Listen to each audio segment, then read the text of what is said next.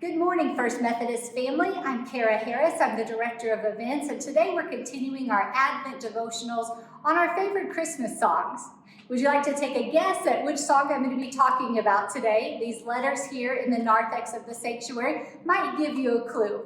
So if you guessed Joy to the World, you are right. But did you know that the song Joy to the World was never intended to be a Christmas song at all, and wasn't actually ever intended to be a song at all? It was written in a book of poems in the early 1700s by the great hymn writer Isaac Watts.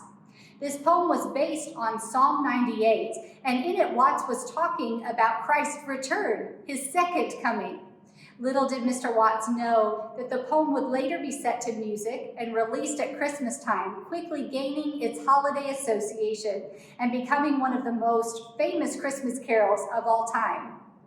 I'm currently reading this book called Shadow and Light by Tish Oxenreider that contains daily readings for the season of Advent. And today it told a story that I had never heard about Mother Teresa.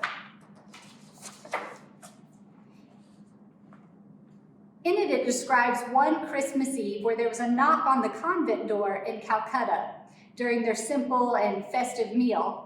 The nun who went to answer the door came back carrying a basket that was covered in a cloth. She explained a woman handed it to me and then rushed off.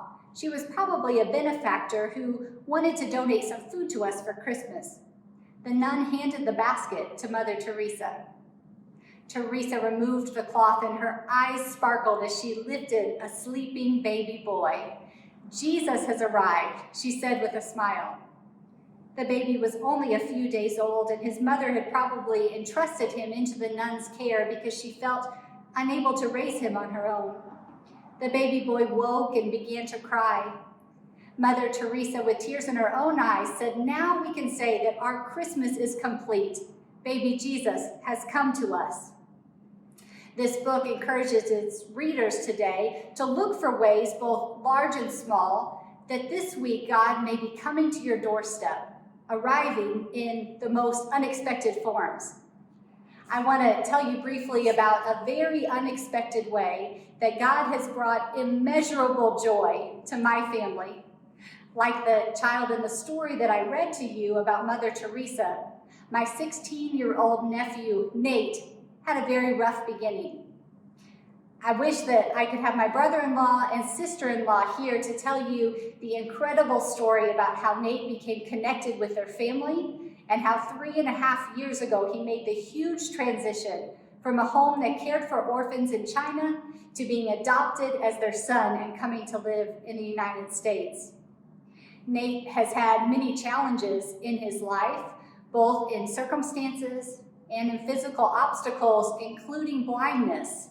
But more so than anyone that I've ever met in my life, my nephew Nate radiates joy.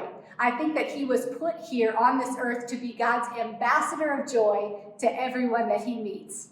I want to show you his school picture. Doesn't this face and smile just radiate joy?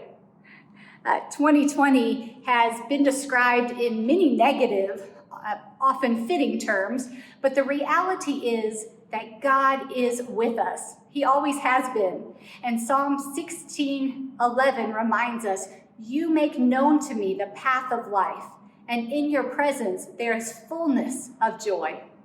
My prayer this season is that we would be a light to this world, bringing God's joy to others like my nephew Nate so naturally does. In the church email that gave you this devotional today, I'm going to include a link below it to my nephew Nate playing Joy to the World on his air-operated melodica. Nate taught himself how to play this instrument, supplying the air by blowing with his mouth as he plays. I hope that you enjoy it and that it brings some extra joy into your day. May God greatly bless your Advent season and fill it with the fullness of his joy.